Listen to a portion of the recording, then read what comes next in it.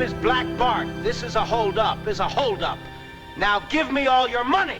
Hello everyone, my name is Jamison Chase Young. This is Coins in History. Please stick around for the second part of the video. I'll be talking about the 1888 Morgan silver dollar from Philadelphia.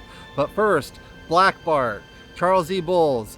His name has kind of died down in history in recent years, but back in the day, back in Northern California in 1870s, 1880s, he was kind of the king of the stagecoach robberies. So, it's a very cool, part of Wild West. I love Wild West, and those Morgan silver dollars are very directly connected with the Wild West. And Charles E. Bowles, he was actually one of the biggest stagecoach robbers around. And it's kind of weird, he didn't even start his career till he was a little bit later in life, because he was actually born in England. His early life, he was born in 1829 Norfolk, England. He emigrated to the United States when he was just a small child, and then him and his brothers were in on the whole 1849 California gold rush, and he moved back and forth on a couple different occasions, because on a couple of times a couple of his brothers actually died during the California gold rush, and then he served in the Civil War, and he was actually a pretty highly decorated guy during the Civil War.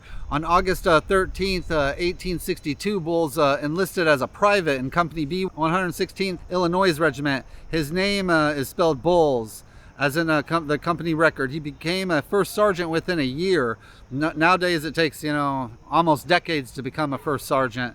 And within a year, Bowles was a first sergeant. Bowles was seriously wounded in the Battle of Vicksburg and took part in Sherman's march to the sea. He received a bunch of different commissions and rewards, a commission to a second lieutenant and a first lieutenant. And on June 7th, 1865, he was discharged with his regiment in Washington, D.C., and he returned home to the family home in Illinois. And that's when he went prospecting again, not the California prospect, but in 1867, Bowles went prospecting for gold in Idaho and Montana. And then a surviving letter to his wife, he told of some unpleasant encounters with the Wells Fargo Company. So he was getting ticked at them around that time. And he left his wife out east. So, I don't know what kind of relationship they had, because, it was weird. He spent most of his time out west. His wife, seldom to never came out with him. He rode her throughout his life. And, even when he got out of prison, he never went back to see her again. So I don't know about that marriage or that relationship. Doesn't sound too good, but who knows. And then Bowles adopted the nickname Black Bart and proceeded to rob Wells Fargo stagecoaches at least 28 times across Northern California between around 1875 and 1883. Although Bowles became widely known for his poetic messages left behind after his robbery, he wrote only 2 poems though. And then he didn't start his his bad guy career, so to speak, until he was a little bit later in life, but he was still really good. And he was kind of known as a gentleman's bandit, kind of like Butch Cassidy. And he had actually leave poems at some of his crime scenes, and that's kind of how one of his how he got that gentleman bad guy reputation. But he also seldom if ever rode a horse. He'd rob these guys on foot, then run off into the forest. So it's a very interesting story. He had some conflicting stuff going on with him. His final stagecoach robbery, Bowles committed a holdup in November in 1883. He left behind certain items, and some of those items had descriptive detail on it of a clothes laundry mat that he had been to.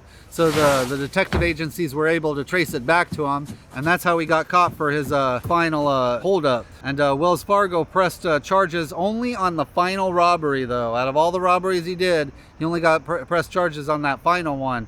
Bowles was convicted in 1884 and sentenced to San Quentin prison, but he was released January 1888 on good behavior.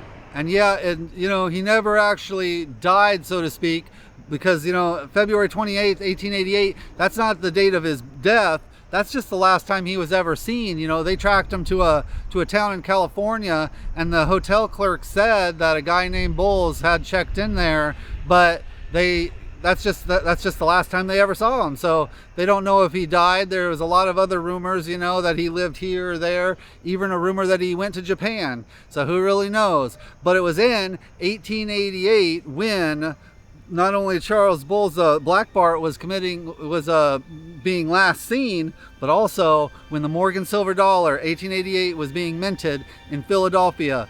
Obviously the Morgan silver dollars are amazing coins. Obviously they represent like a really cool part of, American history, last part of the Wild West, first part of the Industrial Revolution. And these 1888s from Philadelphia, they're a very special coin. And the designer of the Morgan silver dollar is obviously George T. Morgan. Their composition is 90% silver, 10% copper. Their weight is 26.73 grams. Their diameter is 38.1 millimeters. Their silver content is 0.7734 troy ounces. Their edge is reeded. Now this Philadelphia one, it is the most common. In Philadelphia in 1888, they minted 19,183,000. Then the New Orleans, they minted 12,150,000. And then in San Francisco, right around the area that Black Bart was committing his crimes, they minted 657,000. So the Philadelphia one is the most common out of the 1888 Morgan silver dollars, but it's still super special.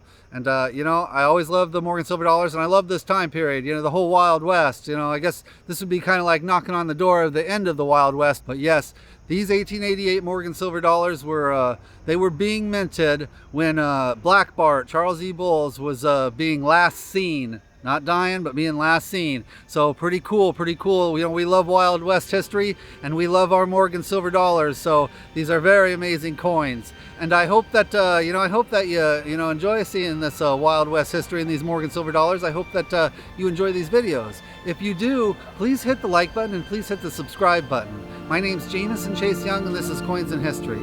Thank you.